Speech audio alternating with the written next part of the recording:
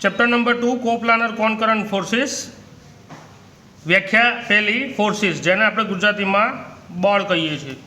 Force શું છે તો કોઈ એક એવી ફિઝિકલ ક્વોન્ટિટી એટલે કે કોઈ એક એવી રાશિ છે કે જે કોઈપણ ઓબ્જેક્ટની એટલે કે પદાર્થની મોશન એટલે કે ગતિ પ્રોડ્યુસ કરશે કાં તો ડિસ્ટ્રોય કરશે, એ ભૌતિક રાશિને આપણે ફોર્સ એટલે કે બળ કહીએ છીએ। ટૂંકમાં સ્થિર પદાર્થને ગતિમાન અવસ્થામાં અને ગતિમાન પદાર્થને સ્થિર અવસ્થામાં જે લાવે એને આપણે શું કહીએ છીએ? બળ। A physical quantity which produce or destroy the motion of any object એટલે કે કોઈપણ ઓબ્જેક્ટની મોશનને પ્રોડ્યુસ કરે અથવા તો ડિસ્ટ્રોય કરે એને આપણે ફોર્સ કહીએ છીએ। બીજી વ્યાખ્યા છે એક ન્યૂટન ફોર્સ। એક ન્યૂટન ફોર્સ કોને કહેવામાં આવે છે? તો જે બળ અથવા તો જે ફોર્સ તમારા બોડીની અંદર 1 મીટર પર સેકન્ડ સ્ક્વેર જેટલું એક્સેલરેશન જેને આપણે ગુજરાતીમાં કહીએ છીએ પ્રવેગ, જે ફોર્સ તમારા બોડીની અંદર 1 મીટર પર સેકન્ડ સ્ક્વેર જેટલું એક્સેલરેશન ડેવલપ કરી શકે, પ્રોડ્યુસ કરી શકે એને આપણે 1 ન્યૂટન ફોર્સ કહીએ છીએ। એવી રીતે 1 kgf ફોર્સ કયો છે? તો જે ફોર્સ તમારા બોડીની અંદર g મીટર પર સેકન્ડ સ્ક્વેર, જીને આપણે કહીએ છીએ ગ્રેવિશનલ એક્સેલરેશન, ગુરુત્વાકર્ષણ અચળાંક, જેની વેલ્યુ હોય છે 9.81। તો જે ફોર્સ તમારા બોડીની અંદર g મીટર પર સેકન્ડ સ્ક્વેર એટલે કે 9.81 મીટર પર સેકન્ડ સ્ક્વેર જેટલું એક્સેલરેશન એટલે કે પ્રવેગ ડેવલપ કરી શકે એને આપણે 1 kgf ફોર્સ કહીએ છીએ। આગળ જઈએ, નેક્સ્ટ વસ્તુ આવે છે કેરેક્ટરિસ્ટિક ઓફ ધ ફોર્સ। કેરેક્ટરિસ્ટિકને આપણે ગુજરાતીમાં કહીએ છીએ લાક્ષણિકતા, એટલે કે કોઈપણ ફોર્સની લાક્ષણિકતાઓ શું હોય છે? તો ફોર્સની પહેલી લાક્ષણિકતા આવે છે મેગ્નિટ્યુડ એટલે કે માત્રા, કેટલું ફોર્સ લાગી રહ્યો છે? 1 ન્યૂટન ફોર્સ લાગી રહ્યો છે, 10 ન્યૂટન ફોર્સ લાગી રહ્યો છે, 200 ન્યૂટન ફોર્સ લાગી રહ્યો છે, કેટલો ફોર્સ લાગી રહ્યો છે? તો એની પહેલી જે કેરેક્ટરિસ્ટિક લાક્ષણિકતા છે એ છે મેગ્નિટ્યુડ, જેને આપણે કહીએ છીએ માત્રા, ક્વોન્ટિટી, 1 ન્યૂટન, 10 ન્યૂટન, 200 ન્યૂટન। બીજું આવે છે ડિરેક્શન એટલે કે કઈ દિશામાં ફોર્સ લાગી રહ્યો છે। નોર્મલી આપણે જ્યારે સેકન્ડ ચેપ્ટરમાં એપ્લાઇડ મિકેનિક્સમાં ફોર્સની ડિરેક્શન ચૂઝ કરીશું ત્યારે આપણે ઉત્તર, દક્ષિણ, પૂર્વ, પશ્ચિમ એટલે કે નોર્થ, ઈસ્ટ, વેસ્ટ અને સાઉથ આ ચારમાંથી ગમે તે એક ડિરેક્શનમાં ફોર્સ લાગતો હશે। તો તમારા ફોર્સની બીજી કેરેક્ટરિસ્ટિક એટલે કે લાક્ષણિકતા શું છે? ડાયરેક્શન, દિશા, કઈ દિશામાં? ઉત્તરમાં, દક્ષિણમાં, પૂર્વમાં, પશ્ચિમમાં, નોર્થમાં, ઈસ્ટમાં, વેસ્ટમાં, સાઉથમાં ક્યાં ફોર્સ લાગી રહ્યો છે? ત્રીજું આવે છે નેચર। નેચર એટલે કે તમારો ફોર્સ કેવો છે? ટેન્સાઇલ છે કે કોમ્પ્રેસિવ છે? ધેટ મીન્સ તમારો જે ફોર્સ છે એ અત્યારે તમારા ઓબ્જેક્ટને ખેંચી રહ્યો છે કે દબાવી રહ્યો છે? જો દબાવી રહ્યો હોય તો એને કહેવાય છે કોમ્પ્રેસિવ ફોર્સ, બરાબર, અને જો ખેંચી રહ્યો હોય તો એને કહેવાય છે ટેન્સાઇલ ફોર્સ। ચોથું આવે છે point of application. Point of application means તમારો ફોર્સ જે છે ક્યાંથી લાગે છે? આખી ધારો કે આ કોઈ એક લંબચોરસ બોડી છે તો ફોર્સ અહીંયાથી પણ લાગી રહ્યો હોય, ફોર્સ અહીંયાથી આમ પણ લાગી રહ્યો હોય, ફોર્સ અહીંયાથી પણ લાગી રહ્યો હોય, તો કયા પોઈન્ટ ઉપરથી તમારો ફોર્સ લાગી રહ્યો છે એ એની ચોથી કેરેક્ટરિસ્ટિક છે। તો તમારા ફોર્સની 4 લાક્ષણિકતાઓ હોય છે। મેગ્નિટ્યુડ, કેટલો લાગી રહ્યો છે? 1 ન્યૂટન, 2 ન્યૂટન, 200 ન્યૂટન। બીજું ડિરેક્શન, દિશા, કઈ દિશામાં લાગી રહ્યો છે? North, east, west, south. અને ત્રીજું છે નેચર એટલે કે ફોર્સ કેવો છે? ટેન્સાઇલ છે કે કોમ્પ્રેસિવ છે? ધેટ મીન્સ તમારો ફોર્સ જે ઓબ્જેક્ટને એ દબાઈ રહ્યો છે કે એને ખેંચી રહ્યો છે? અને ચોથું આવે છે પોઈન્ટ ઓફ એપ્લિકેશન। આ તમારા ફોર્સની 4 કેરેક્ટરિસ્ટિક છે। નેક્સ્ટ વ્યાખ્યા આવે છે વજન। વજન એટલે શું છે?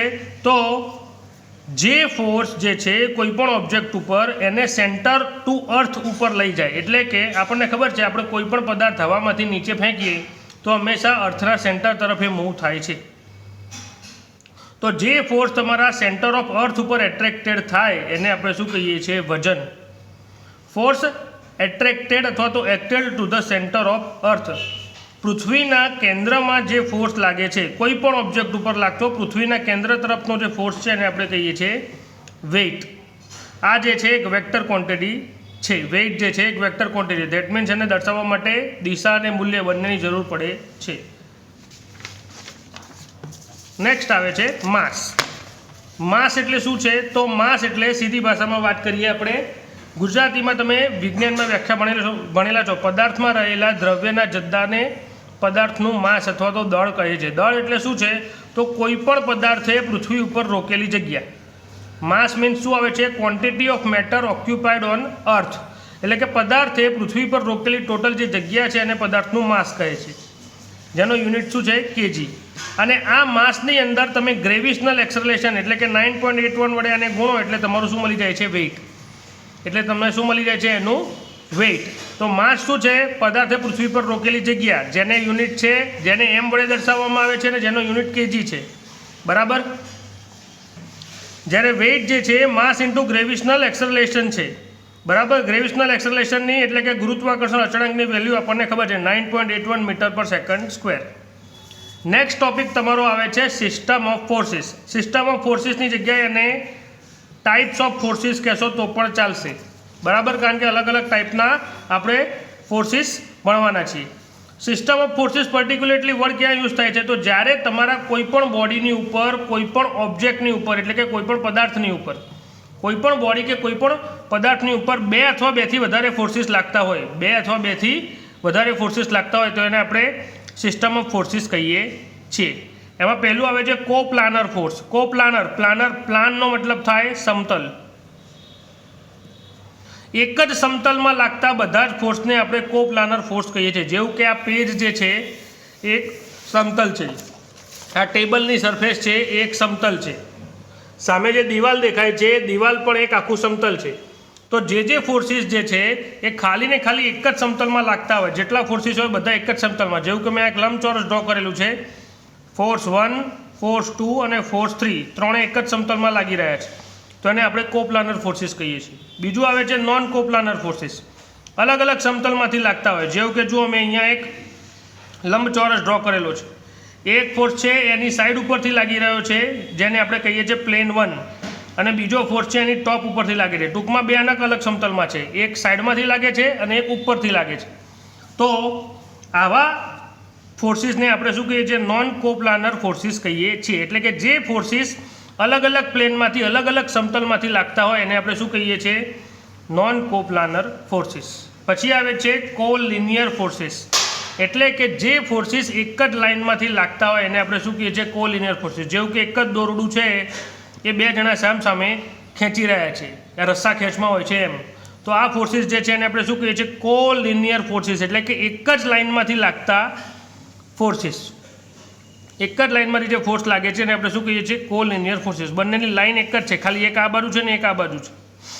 બીજું આવે છે કોપ્લાનર કોનકરન્ટ ફોર્સિસ. એટલે કે પહેલા અને બીજાનો સરવાળો.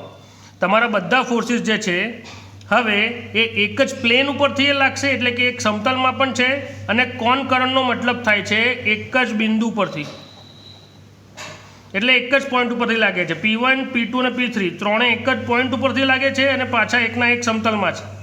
તો આવા ફોર્સિસને આપણે શું કહીએ છીએ? Coplanar concurrent forces. એટલે કે એક જ સમતલમાંથી લાગતા અને એક જ બિંદુ પરથી લાગતા.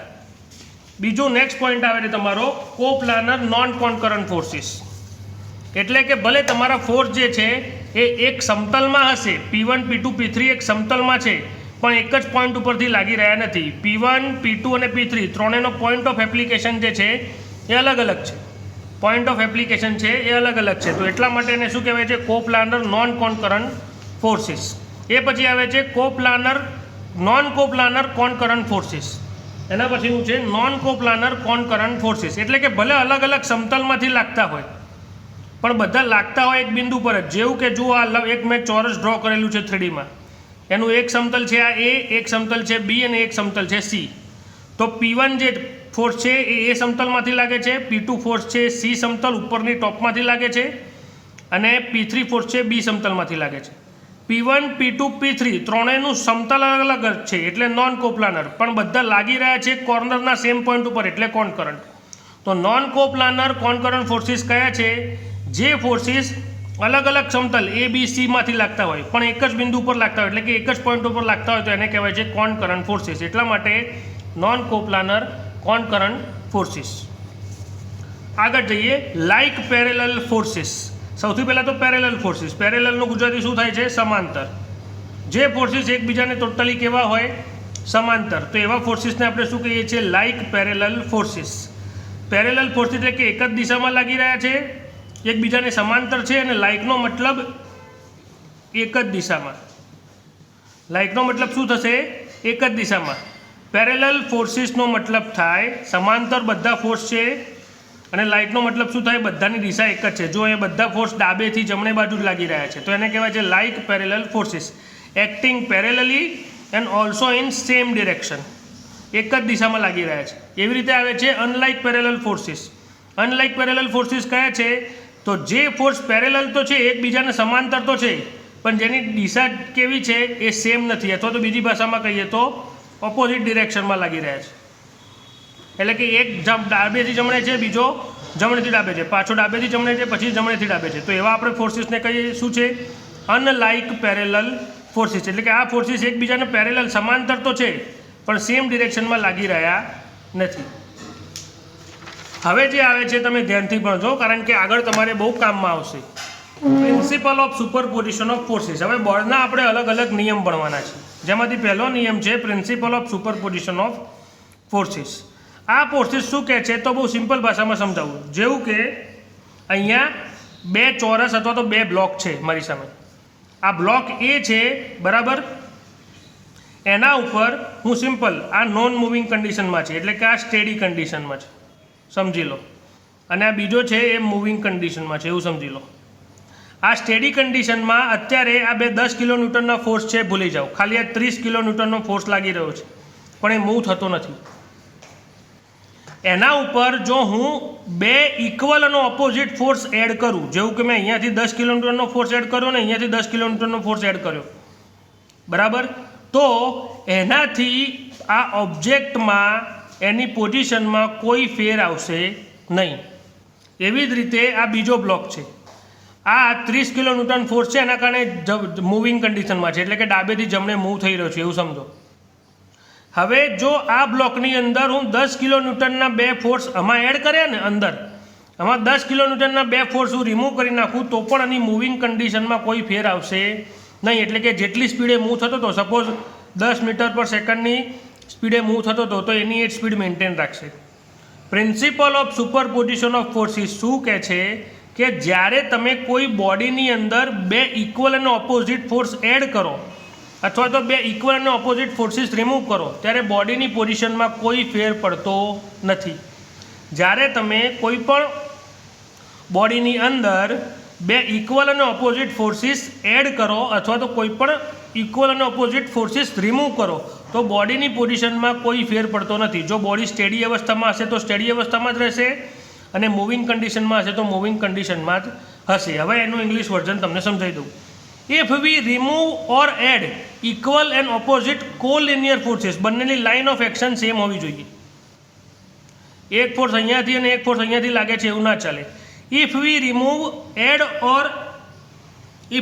રિમૂવ ઓર એડ એટલે કે કાઢી અથવા તો એડ કરીએ equal and opposite collinear forces in a body, there is no change in the situation of body. એટલે કે તમે કોઈ પણ બોડીની અંદર ઇક્વલ અને ઓપોઝિટ ફોર્સ એડ કરો કાં તો રિમૂવ કરો, ઇક્વલ અને ઓપોઝિટ ફોર્સ એડ કરો કાં તો રિમૂવ કરો, તો બોડીની સિચ્યુએશનમાં કોઈ ફેર આવશે નહીં. એ સ્ટેડી હશે તો સ્ટેડી રહેશે, અને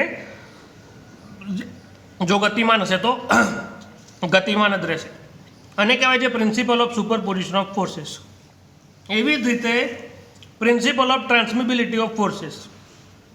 આ સમજવા માટે આ જે લંબચોરસ મેં અહીંયા દોર્યું છે એ એક લારી છે એવું સમજી લો. આ લારીને તમારી ખેંચવાની છે, આ લારીને તમારે ખેંચીને આગળ લઈ જવાની છે. કેસ 1માં તમે શું કરો છો, પહેલાં તમે શું કરો છો, લારીને આગળથી પકડી અને એના ઉપર 100 ન્યૂટનનો ધક્કો આપો છો. એટલે લારીને તમે આગળથી પકડી અને ખેંચો છો તો પણ લારી આગળ જવાની. હવે તમને ખબર પડે છે કે આમાં જોર બહુ આપવું પડે છે, તો તમે શું કરો છો, લારીને પાછળથી એટલા જ ન્યૂટનનો ધક્કો આપો છો. એટલે કે લારીની પાછળના ભાગમાં જઈને લારીને ધક્કો મારો છો, જેવું નોર્મલી લોકો કરતા હોય છે બધા લારીવાળા, તો પણ તમારી લારી છે આગળ જ જાય છે. બસ આને જ કહેવાય છે પ્રિન્સિપલ ઓફ ટ્રાન્સમિબિલિટી ઓફ ફોર્સિસ. એટલે કે જો લારીનું સેન્ટર આ લાઈન ગણી લઈએ, તો આ સેન્ટર ઉપર તમે આગળથી 100 કિલો ન્યૂટન જે છે એટલો ખેંચો કે પાછળથી 100 ન્યૂટનનો ધક્કો મારો, બંને કન્ડિશનમાં લારી ઉપર જે છે અસર સેમ જ થાય છે. તમે તમારા ઘરે ટેબલ પડ્યું હોય અને તમે એક હાથથી ખેંચો કે બીજા હાથથી ધક્કો મારો, બંને કેસમાં જે દિશામાં જવાનું હોય એ જ દિશામાં જાય છે. એને જ કહેવાય છે પ્રિન્સિપલ ઓફ ટ્રાન્સમિબિલિટી ઓફ ફોર્સિસ. એટલે કે જો તમે કોઈ પણ એક ઓબ્જેક્ટ અથવા તો કોઈ પણ એક બોડી હોય, આ બ્લોક કન્સિડર કરી લો, એની લાઇન ઓફ એક્શન ઉપર આગળથી ધક્કો મારો કે આગળથી ખેંચો કે પાછળથી ધક્કો મારો, એની પોઝિશનમાં કોઈ ફેર પડતો નથી. એ જેટલાની સ્પીડે આગળ વધવાનું હોય એટલાની સ્પીડે આગળ વધે જ છે. એને કહેવાય છે પ્રિન્સિપલ ઓફ ટ્રાન્સમિબિલિટી ઓફ ફોર્સિસ. ચલો હવે આનું તમને ઇંગ્લિશ સમજાવું.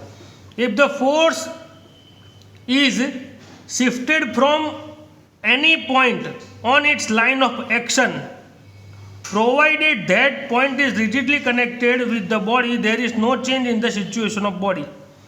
જો મારા 100 કિલોન્યૂટનના ફોર્સને જે હું આગળથી લગાડતો હતો એને હું શિફ્ટ કરીને અહીંયા પાછળ ખસેલું, કન્ડિશન એ છે કે બંને પોઈન્ટ છે લારી જોડે કનેક્ટેડ હોવા જોઈએ. તો લારી પર જ ફોર્સ લગાડી છે ને, કનેક્ટેડ તો હશે જ લારી જોડે.